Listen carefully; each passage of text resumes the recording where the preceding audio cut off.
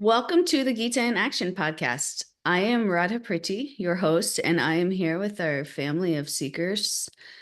Thank you, everyone, for being here. It's such a highlight of the week to be here with you all and come together on this beautiful sacred text, the Bhagavad Gita. We are reading through it and discussing it and its relevance to our lives. And if you want to join us live, please visit our Instagram at Seekers Quest 108. Seekers Quest 108 and go to the link tree. And in the link tree, you can join the WhatsApp group where you'll get the Zoom links and all of the updates to join us live. So please join us live. It's so fun to have everyone here and to hear everybody's experiences and how everyone relates to the Bhagavad Gita. And it's nice to take this journey together. So please consider joining us live and joining our family.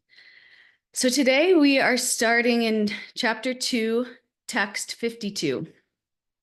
Chapter 2, text 52. And we're coming up to this last section of the Gita. I think we have 2 more verses in the current section that we're in, talking about karma yoga and karma kanda. And then we're going to transition to another section, which is also really fun. And we'll start that today. So, but again, just to reorientate ourselves as to where we are, we're still talking about this karma yoga and this karma kanda. Karma kanda is more of this transactional relationship with God where you pray for things that you want either in this material world or in the next material world, and you wait for your order to be fulfilled. And karma yoga is more about working with detachment and selfless action just for the purpose of connecting with God. So we're talking about these two, kind of comparing, contrasting them. And we have 2 more verses of this, and then we'll move on to the next. So the idea being that karma kanda is kind of like a starting place for people in pursuing this relationship with God. You know, you engage in some religious practices, and you still have a lot of material desires. That's pretty much what you're full of, is material desires. But in that, you have a relationship with God where you pray for these things, or you do rituals to obtain these things, and then you get them, and that's kind of your relationship. And then higher than that is kind of going beyond all of these dualities of material happiness and distress, and just being interested in that connection, just that connection with God, and in that, kind of detaching from things that we think that we need to be happy, and kind of giving that over to God, and trusting that if we just pursue that relationship with God and we just have that relationship, and we offer our works, that's where we offer the fruits of our actions. That's where the highest happiness can be obtained. And so the Bhagavad Gita kind of presents it as this, gradual process to in our spiritual life, so that we can gradually evolve, and it meets us where we're at. So Puppy and Damodar Priya just joined, and Katie G and Nicole. This is great. Welcome. So happy you guys are here. So we're just getting into it. We're starting at chapter 2, text 52. I'll share my screen and we'll start. When your intelligence has passed out of the dense forest of delusion, you shall become indifferent to all that has been heard and all that is to be heard. So this is more contrast between karma kanda and karma yoga. There's this term that we use called shruti. And shruti means that which is to be heard. It's like oral wisdom. And karma kanda, and this is referring to the karma kanda section of the Vedas. So that's when it says you shall become indifferent to all that has been heard and all that is to be heard. That is referring to the karma kanda section of the Vedas. And a lot of the karma kanda section is about engaging in rituals to get some kind of return on material happiness. We just talked about that. People that are practicing karma kanda are mostly focused on temporary pleasures in this world, or maybe the next. And this is interesting, in the Bhagavad Gita, in this purport, it actually warns us, that rituals, like while this is a good kind of starting place for people to begin a relationship with God, rituals shouldn't be mindless. And I actually liked reading this because I feel like this is, I'll be honest with you guys. I'll tell you this story. This is kind of embarrassing. But when my husband and I got married, my husband's Catholic, and he had all these things that he wanted to do. And I told him, which I'm not proud of this, but I told him, like, unless you can tell me what any of those things mean, I'm not doing it. Because I was like so against like just doing things for the aesthetics, or just, because then you can check off the box that you're like a good spiritualist or religionist. It just, like, I had just this ick in my mouth, probably from being burned by, rejection in the past when I didn't measure up to, checking the box of a certain group or something. So I was just so not into it. Now, hopefully I would have a little bit more like understanding and, see the heart in that, because there's still heart in that. It might not be like the full um connection and understanding and relationship, but there is still like some good intent there. And that's something, that we could hopefully see and pull out and build up more. But anyway, the point stands that it is important that what we're doing, we understand why we're doing, because that's what allows us to put heart into it. And that's what really is the point of it. Right? It's not, we don't do religion, or we don't do rituals so that we can be a part of a certain group, or we can be accepted, or we can, be superior, or so that we can feel like, we're doing it right. It's more about the relationship. And in the same way that, like, you don't show up for a date with your significant other just so you can check the box that you did, and then you sit there and you don't talk, and you just it's just more about like checking the box that you did this. It's more about the relationship. It's more about the connection. It's more about why you're doing what you're doing, and what kind of sentiment is behind it. So that's really important for us to remember in our spiritual lives as we go forward, is that what we're doing, we should really understand, and we should really try to practice with sincerity. And I've been lucky enough in this path that I've had teachers that have taught that way. It's more focused on the essence than the externals. And I've, now that I've learned, now my husband is like actually very much more so into his practice, and I've learned more about it. And all these paths are, their essence are beautiful, and it's more, sometimes we get stuck on the externals, and then it can become divisive or judgmental, or what have you. So yeah, I thought that was an important reminder, and I appreciated hearing that in my or reading that in the purport, that we don't want to get stuck on the mindless things. But this is something that can easily happen when people are maybe just starting a spiritual practice, or they're not so into it, and they're more about just going through the motions. So we want to check and make sure that we're not doing that. But that being said, even if they are, you can develop discipline that way, sacrifice, and it can be a nice starting place, just not where we want to end up. Does anybody want to speak to that before I move on? Okay. No, I'll add one thing. Just last night I was reading Living the Wisdom of Bhakti by Mahatma Das Prabhu. And I was just reading the exact same thing. And I just want to share this quick quote. He was saying, we want to master the process of bhakti by understanding the mechanism in the form of rules and regulations that will produce specific results. Going to the spiritual world, getting God to favor us, becoming advanced. As a result, God is almost certainly left out of the picture, and it is the mechanism that becomes important. We want to master bhakti like we want to master anything in the material world. Learn the process, do it well, get the result. In essence, we want to control the outcome of our spiritual process.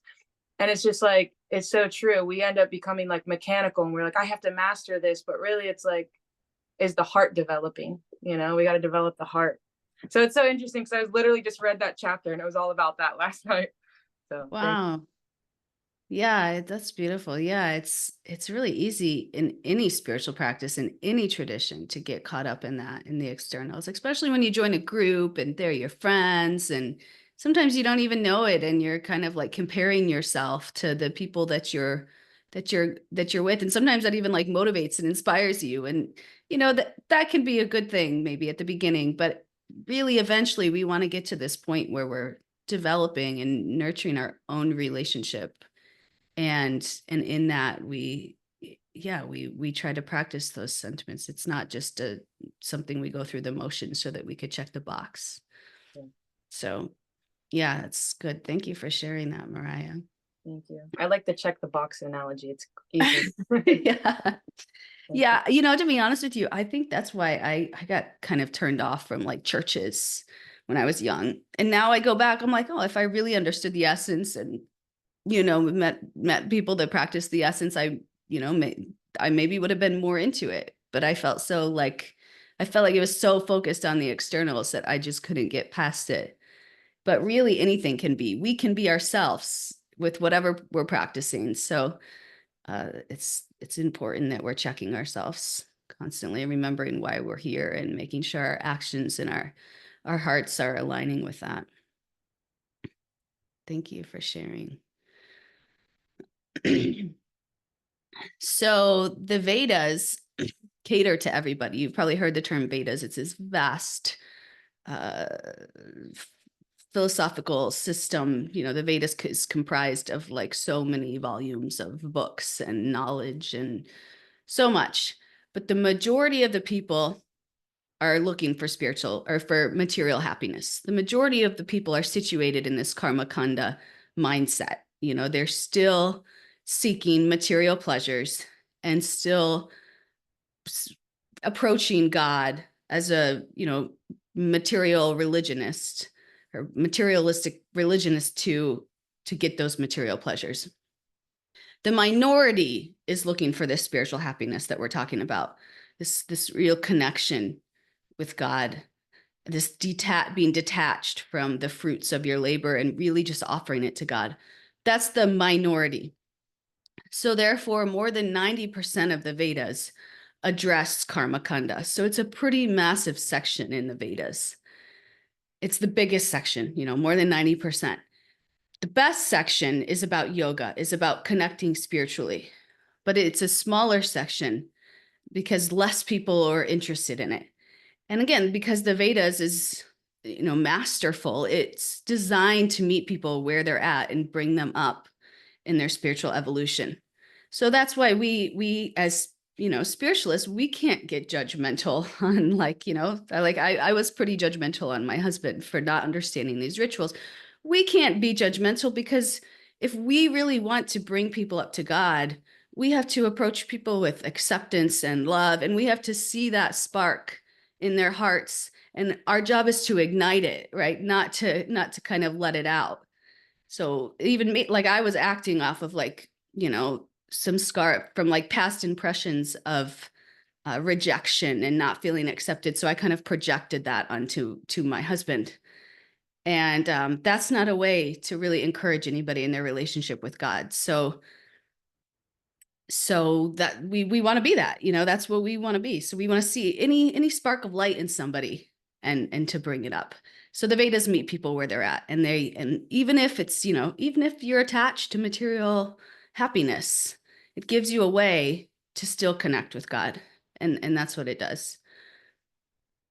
And so in this verse, Krishna is saying that once you go beyond the confusions of this world, you won't be disturbed by any promise of material pleasures, which we talked about, these waves of material happiness and distress.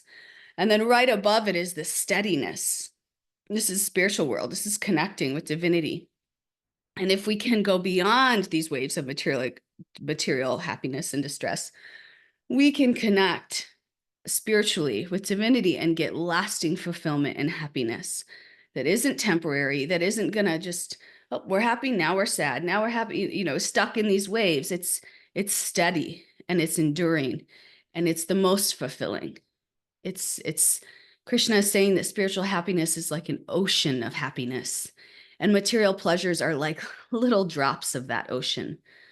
And once we get the whole ocean, there's no interest in material pleasures. And we've all, because we're here, we've all caught glimpses of that. Right? We've all experienced this spiritual connection to a point where we realize maybe that the thing that I used to think was so fun isn't so much fun anymore. Now I want to go to bed early so that I can wake up early and join this podcast or meditate or something that connects me spiritually, because I'm recognizing that that's actually bringing me real steadiness and lasting happiness. So the more we pursue that, the more sincere we get in our practice, the more that we stay focused on the essence, right? The internals, not the externals. The more that we can have access to that and experience that, and the more that we'll see that happen in our lives, that attachment to the spiritual happiness and the detachment from this flickering material allurements. So in this verse, he also says forest of delusion. He says, when your intelligence has passed out of the dense forest of delusion, you shall become indifferent to all that has been heard and all that is to be heard. So we said that all that is to be heard and all that is to be heard is karma kanda. So when he talks about when your intelligence has passed out of the forest of delusion, what he's saying here is that the mind is attracted towards sense objects and the intelligence is confused by what he calls flowery words, which means like things that aren't enduring, like temporary things. It's like we see an attractive person walk by us and we're like, oh, okay, right? Like, or some kind of really delicate or decadent food item, and we're like distracted, like. So it's like that. We get drawn by the senses, and then we get confused by these temporary allurements. And like the karma kanda section of the Vedas allures the intelligence, and people get lost. And it says, okay, if you want this, this, and this, these are the rituals that you practice to get them, and then you'll get them. And what he's saying here, he's warning us, that just because something sounds religious, which is like the karma kanda section of the Vedas, it doesn't mean it's the best for you. We want to go beyond the forest of delusion. So it's like, that's better than nothing, right? It's better than just not including God at all in what you do. This is a way that you can satisfy your desires and start a relationship with God. But it's not the best. So don't stop there. And that's where he says, if it sounds, just because it sounds religious doesn't mean that it's the best. We want to go beyond. And what is the way to a better life? We all know, or hopefully we all have had some experience in our lives, where a way to a better life is not better material things. We know, if we get into that hamster wheel of like, I want a better car, I want a better house, I want a, bigger bank account, and we start focusing all of our attention on that, we get to a point where it just is not bringing us happiness. It's bringing us anxiety. It's putting us into this comparative mentality. It's making us never feel good enough, right? It's like we've created this impossible metric of which we're never going to live up to, right? These better material things, it doesn't equate to better life. We know that a better life equates to better consciousness and therefore focus on eternal spiritual truth. And this better consciousness, we know, if your consciousness isn't happy, if your consciousness isn't peaceful, if your consciousness isn't connected, it doesn't matter what you have in your life. It's not going to feel good. We see people that are rich and famous all the time that like cannot handle their lives. They're like numbing out with drugs because it's just, the pain is unbearable of what they're going through inside. So that just having these better external things doesn't equate to better life.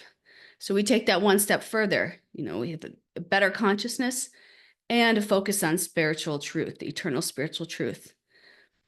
And once we get this, we won't be allured by the promise of material things, because we have to have something higher to put our consciousness in. If we know, okay, better material things isn't going to make me happy. Okay, so what am I going to put my consciousness in? Because it has to, we can't just be idle. We can't just sit quietly and say, okay, I'm going to stay away from those things. No, we have to connect it to something that brings us higher, that makes us, that gives us lasting fulfillment. And that's what it is here. That's what we're all doing here. And again, we've all had a little glimpse of that. And hopefully we can continue this practice for many lifetimes and build up that big reservoir of spiritual happiness so that we're not seeking happiness from the little drops of water. So that's 252. Now we'll move on to 253. If anybody wants to share anything, please do.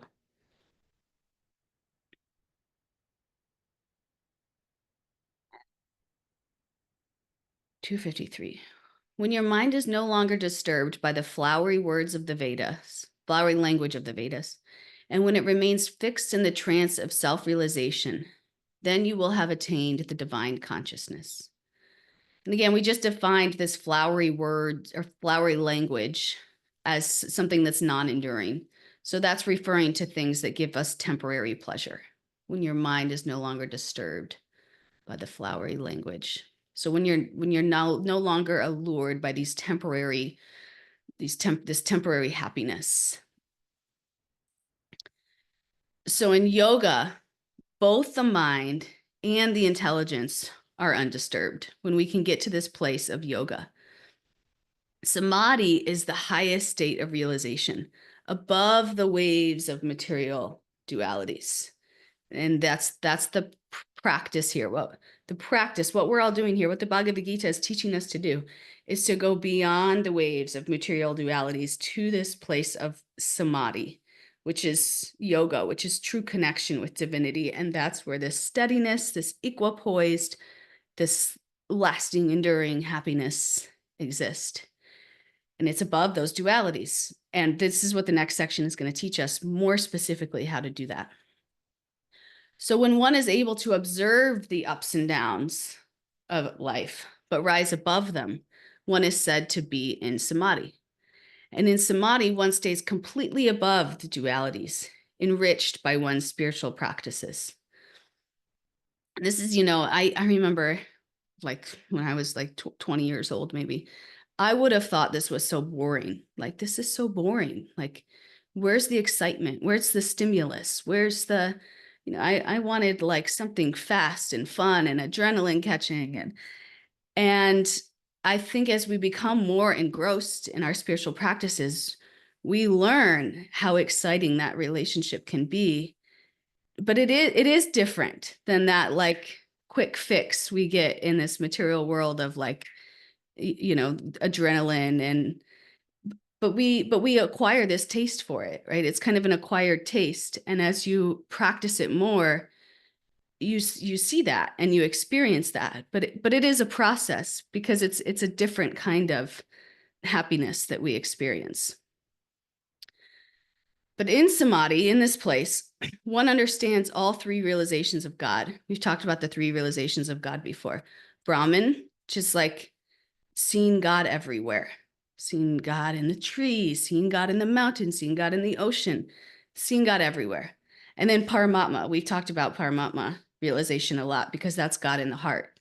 Right? God in the heart is sitting there with our soul, like the two birds in a tree. We've talked about that quite a lot. And then Bhagavan, which is like the personal form of God. And that's what we are learning to connect with in Bhakti Yoga. And the idea is that once we connect with Bhagavan, we inherently connect with everything else because we understand that he is in fact the source of everything. And that's what Bhakti Yoga, what we're learning here, teaches us to do. But when we've achieved samadhi, we've achieved the realization of all three of these realizations of God. So now we're going to move into the next section, 254. Does anybody, Nicole, please share. Hare Krishna, good morning. I just wanted to share, like, as I'm reading this verse, I'm like kind of laughing at myself because like Krishna says, like, when your mind is no longer disturbed by the flowery language of the Vedas. And like I obviously wasn't raised knowing the Vedas. But like when I hear about the Vedas, like, oh, because I like am noticing that I still have so many material desires. And I'm like, oh, I can just like say some mantras or like to say a prayer to this God and like maybe I can get like the material desires that I want. So I just like appreciate this verse because it's like I feel it's like Krishna calling me out. Like I have one foot that is distracted by that language and then another foot that's like very much so um like focused on the real thing. And I'm just like one, grateful that I'm able to recognize that in myself, and two, grateful that I have this direct instruction from Krishna, like to tell me which is Mm. the better one to focus on. Mm. Thank you for sharing. That's so beautiful. Yeah, the reality is that we all do. We all have some allurement to material things, or we wouldn't be in this material world. We all have, I'm like a hopeless romantic. I'll be honest with you. I'm like you give me like one of those movies with the happy ending, and I'm like sold. I'm just totally allured by that. Even though, and these things, like, they can give us some amount of happiness, like that is real. But what we have to understand is that that is temporary. Even if you have the most perfect fairy tale relationship, there will be an ending to it. And if you're in a position where God forbid, you lose a spouse or something of that nature, like, we want to be connected to something higher, something steady that will give us some shelter and refuge from that. And we can't put all of our marbles in that, because it's a sandcastle. It's going to go as quick as it's here. So that's why we have to cultivate this, and it's a process. And the sooner that we realize that and recognize that and can engage in the process, the better off we'll be, because we don't want to get to that point where we're on the deathbed giving up our lives and we're still holding on so tight because we haven't really connected with this eternal destination, and it doesn't feel real to us. And what we think is real is what's manifest in front of us in this material world. So yeah, it's good though. I love that you can recognize that, and we all can hopefully recognize that in ourselves, what we're attached to and how tightly we're holding on, and just day by day try to loosen that noose a little bit and connect by connecting to something higher. Thank you for sharing. Does anybody else want to share?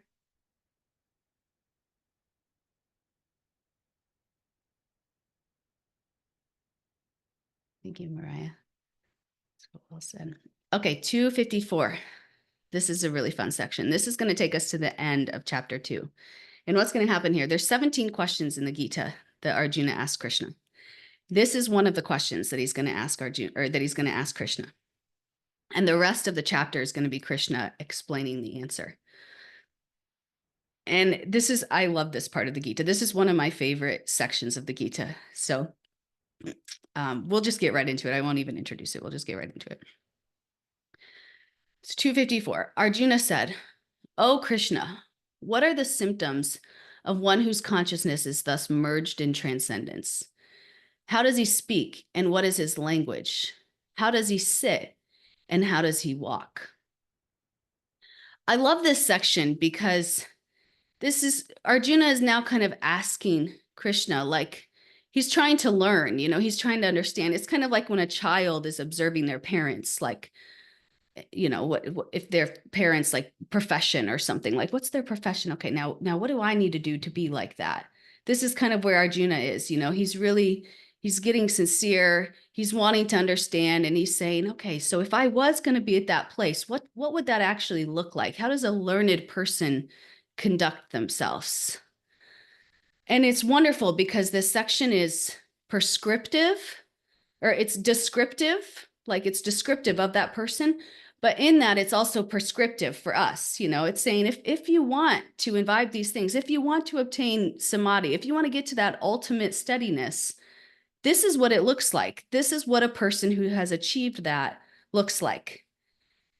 And the unspoken question here that Arjuna is really trying to get at is, would such a person fight? You know, that's the decision he's trying to make for his life right now. So he's saying, okay, if I got there and I was at this samadhi, what does that look like? And therefore from that, he could figure out, okay, would that person fight? So this is the spoken question he's asking, the perfected character of a yogi. You know, what's the perfected character of a yogi? And there's the words in here that he said, how does a person speak? What is his language? How does he sit? How does he walk? These things actually translate to like, how does he sit? How does he restrain his senses? How does he walk? How does he engage his senses? How does he speak? How does he respond verbally to the world's ups and downs? And then what is his language? It's like, what are his key characteristics? So he's really trying to dig in deep to like, what does a learned person look like, smell like? Like, what are they? What do they do? And that's what the rest of this chapter is gonna tell us. So we'll get into and Krishna's gonna answer it in like chunks, you know, because I think there's like 15 verses. We go to 72, so 15 or 16 verses, and he's going to answer it all in chunks. You know, he's going to answer how a person restrains their senses. He's going to answer in some of the verses how a person engages their senses. Some of the verses about how a person speaks, and then some of the verses about their language. So we'll just touch it today, and then we'll get to spend more time on this in the coming weeks. But we'll go to the first one, 255. So in 255, it says, the Supreme Personality of Godhead said, O Partha, when a man gives up all varieties of desire for sense gratification, which arise from mental concoction, and when his mind, thus purified, finds satisfaction in the self alone, then he is said to be in pure transcendental consciousness. So Krishna's saying two things here. He's talking about the characteristics. He's talking about two characteristics of a person, and this corresponds to their language. Remember, we said Arjuna asked what a person's language is, that translates to their key characteristics. This is what Krishna is answering in this verse. So he's saying that there's two characteristics of these people who are learned, who have attained this perfected yogi state. These two characteristics. First is they're not seeking material pleasure. Second is they're savoring or relishing this spiritual pleasure. So they're saying no to material pleasure, which means no to sense objects. Right? They've given up the idea that sensual desires will make them happy. When temptations come to their mind, it says no. The consciousness that comes from the soul turns inwards, and the mind looks inwards for pleasure. And this is something that happens all the time. And this is like what Nicole so beautifully said. This is something that we're practicing, and so beautiful to recognize when we're turning outwards, when our mind is turning outwards, seeking pleasure.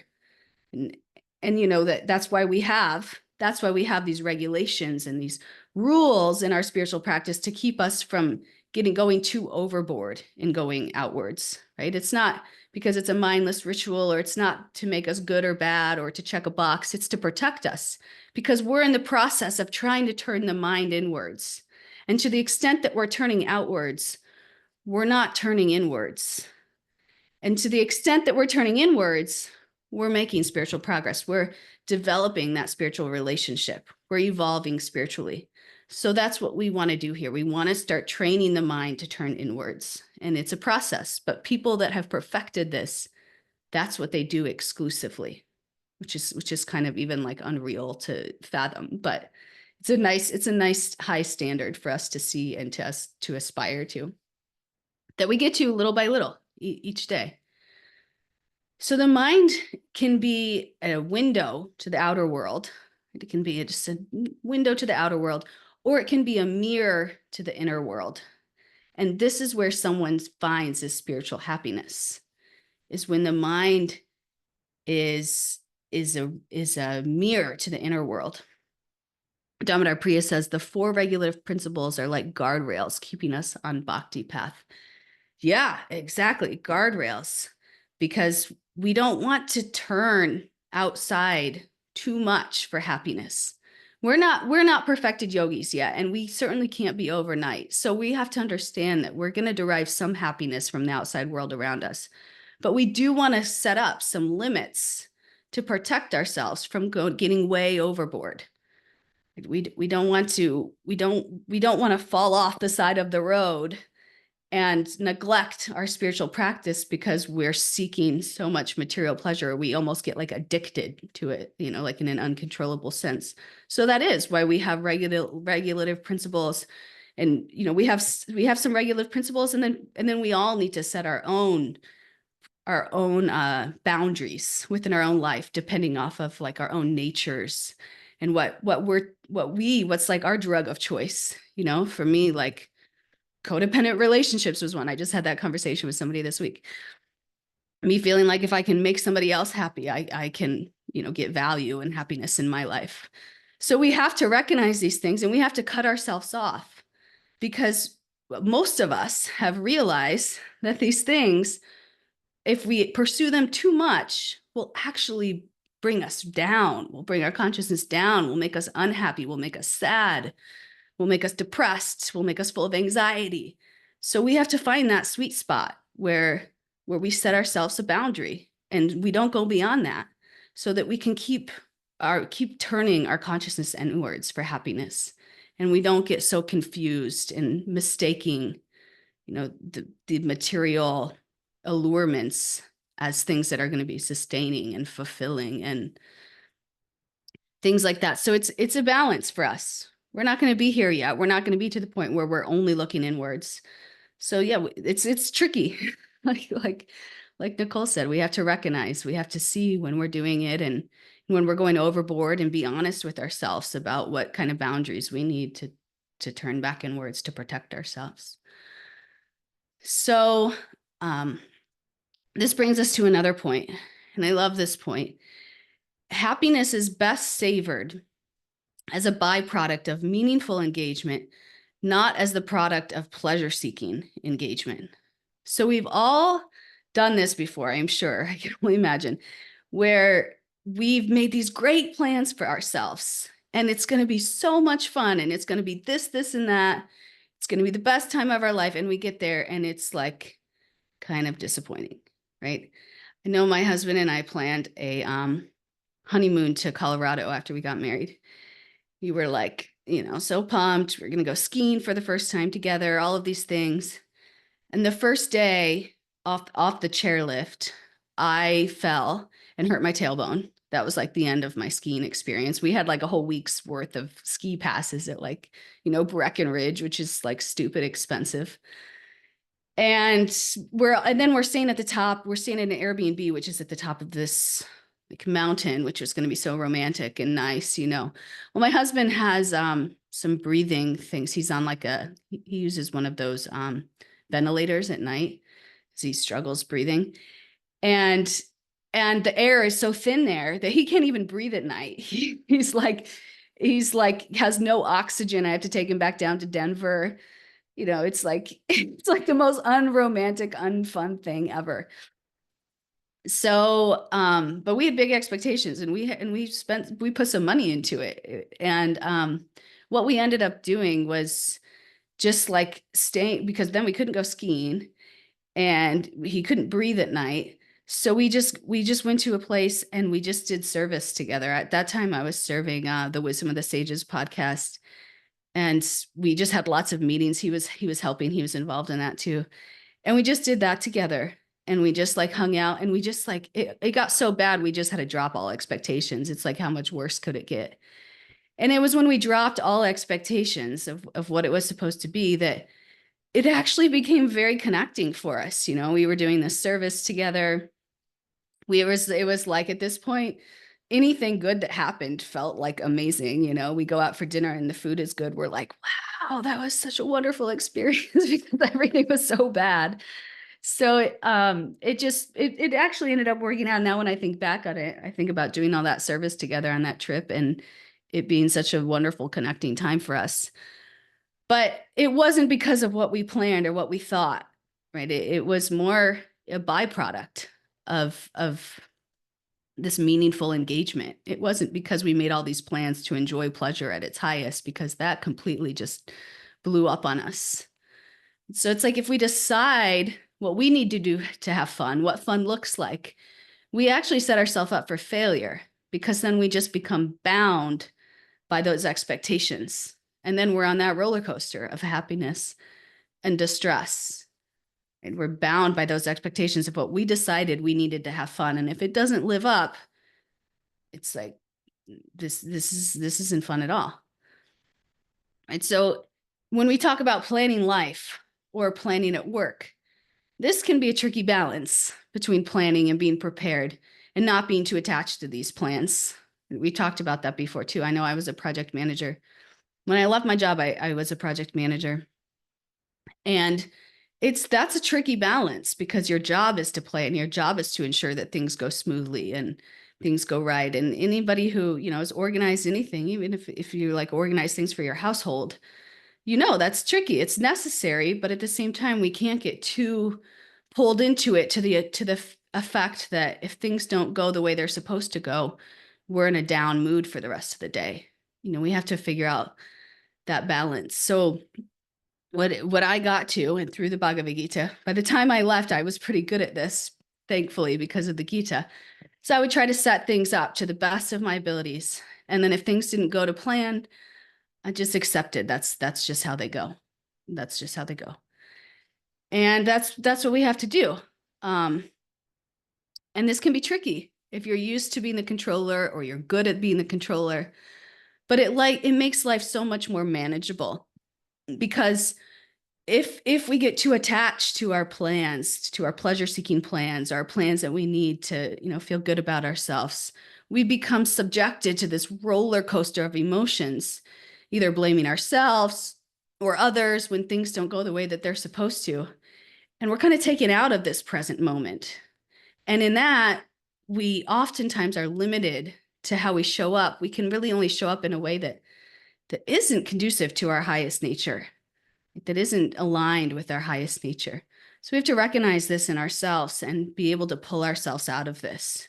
Right? And that's why this karma yoga, this detached work we've been talking about for the past several days, is so important, is such a good philosophical concept for us to even just practice in our material lives, because it will give us so much relief from ourselves, frankly. Right? So happiness is best savored as a byproduct of meaningful engagement, not as the product of pleasure-seeking engagement. That's a point for us to get out of this verse here. Now, does somebody else want to share here? Because I've been talking so much, I would love to hear somebody else's experience with this.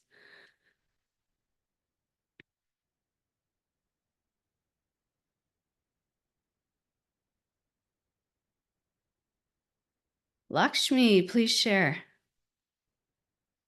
Yeah, about the expectations, and I want to share my experience about that.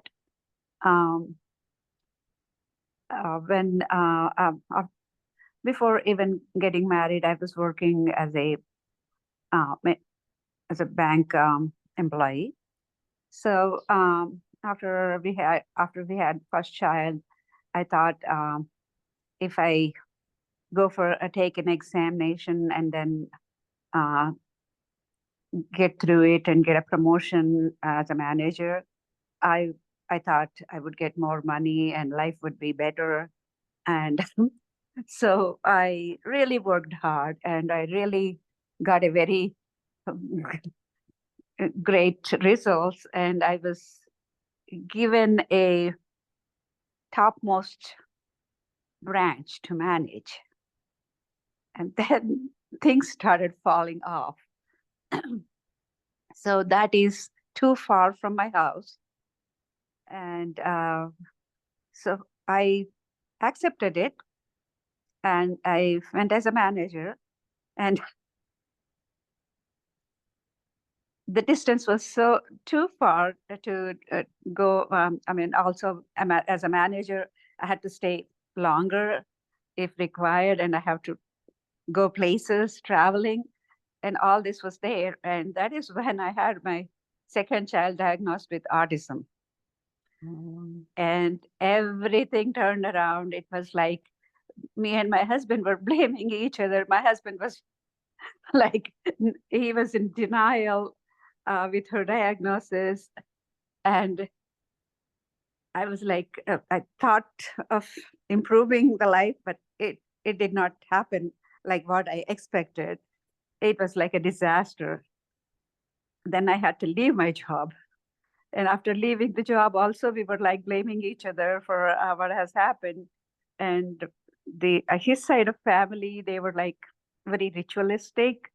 And they were asking me to do all kinds of rituals to go through. This is the previous part of our talk. And they were asking me to go through all those ritualistic things, even though I was not convinced. I just wanted to do it. I don't know if it works or not. So I was like spending more time on doing those rituals and running around one temple to the other temple and doing this puja and that puja. And it was like so hard on me. Then I started to slowly, I picked up Bhagavad Gita at that time. And then slowly I was looking into myself, and the things did not change, but my heart started changing.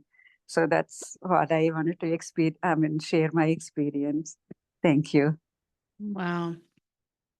Thank you so much for sharing. Yeah, it's so funny sometimes how we get into this illusion that if we're in control and if we get what we want, things will be great. Like that's how we'll get happiness. And it's so not true. Right?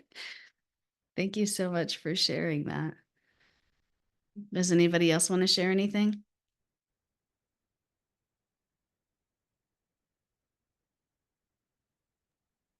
I think the thing that's coming up for me right now is like,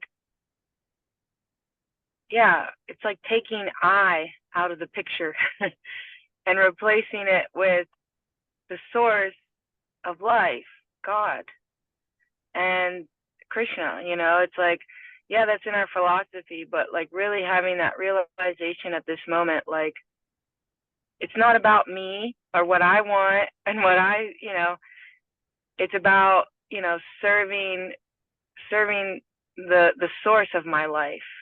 And then you receive that happiness. It's not something to obtain, it's something that comes to you in the process of service. And yeah, it's so hard to remember that, you know? Like we so quickly are just like, oh, but I want this and I want that and I need this and I need that. And it does, it falls short every time. You get it and you're like, oh, I'm happy, and then 5 minutes later you're like, oh, I want the next thing. You know, it's like I think of my daughter a lot. You know, she's about to be 8, but she's so young, and she's like, oh, Mom, I want this toy. And I'm like, okay, put it on the birthday list. You know, I want this toy, I want this toy, I want this toy. And she'll get it, and a week later, I want this toy. And then she'll get it a week later, I want this toy. You know, and we're like that. We're like children. We just want what we want, and we don't realize that, like, we got to find the happiness in the process, in the moment, in serving the whole. And you know, but it's a process, and we'll learn it, and we're getting there together. Thank you. Wow, that was so nicely said. We are like children wanting a new toy every week and not really understanding that the last toy didn't give us fulfilling, lasting happiness. But for some reason, we think this toy will. That's so beautiful. Thank you. It's funny too, because we are part and parcel of God, like sparks in the fire, right? So how could we have the all-knowing, all-knowledgeable intelligence to know what it is, you know? Like how could we have that authority to have that kind of control over our lives, to know what will make us happy, or, you know, it wouldn't even make sense if we really are part and parcel. We don't get it all. We don't have the whole picture. We're illusion. We're full of defects. No, that's just our nature. That's how we're designed. So it's funny that we try to take that role like we know or something. Thank you. Does anybody else want to share anything? Yay, Karina. Hi. I'm just thinking about the expectations thing. And another way I think that I've recognized it in myself is as a yoga teacher, expecting other people to get the same out of the yoga, the spiritual side. But most people, to begin with, and so did I, just come for the physical practice. And when you start sharing what you get out personally out of the spiritual practice, they switch off.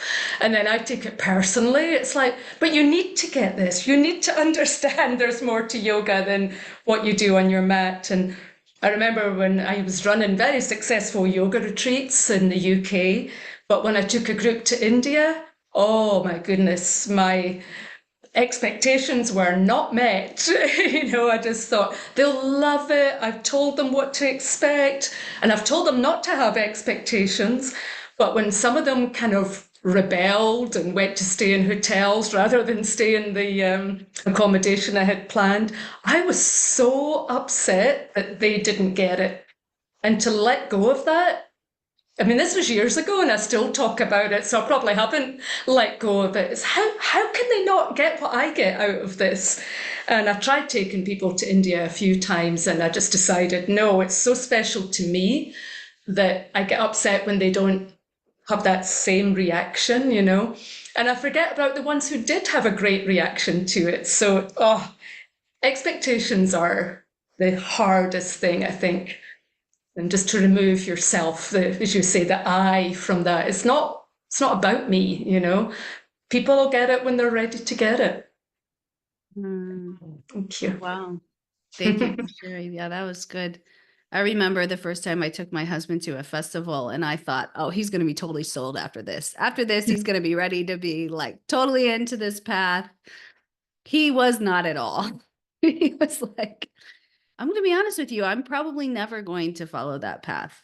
And for me, that was like an aha moment. Like, okay, is that something that I can accept or is that something that I can't? And it was really confronting, And now I feel like that's just the normal. It doesn't even cross my mind that, and actually he's completely flourished in his path and it's really beautiful. So I'm so happy for him in that. But yeah, that could be so confronting for us to really say, okay, can I accept this? This is what reality is. And I'm not going to change it because I'm not God. Yeah. Thank you. Anybody else?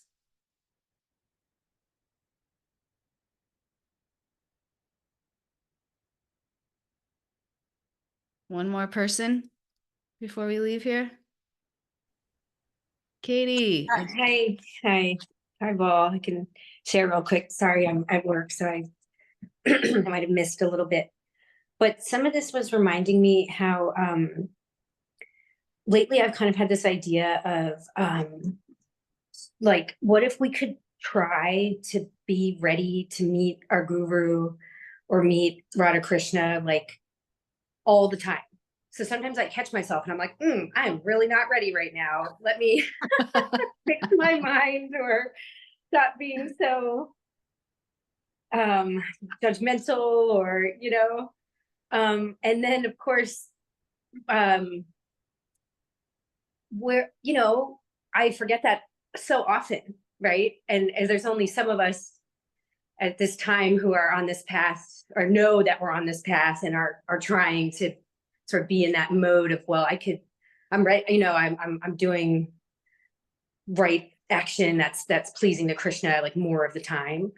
But then also part of that is feeling like so grateful that we have Sangha like this, we have instructions, and we have motivation to try to be more consistent and more constant with like Krishna is always showing up for us. So how much can we try to like put that focus there and show up for him? That's such a beautiful meditation.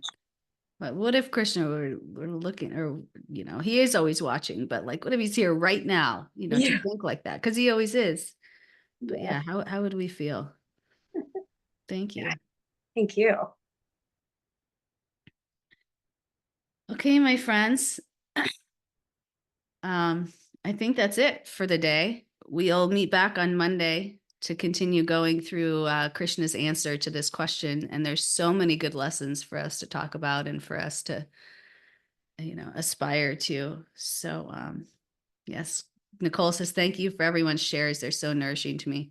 I so agree. Thank you for everyone's shares. Thanks for coming and thanks for sharing.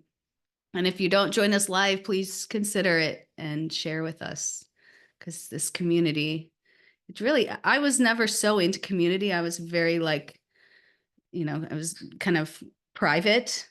Now I'm like the opposite. I'm sharing everything because I see how beneficial it is. It's so uplifting. It really keeps you going. We need this. So thank you all for being here.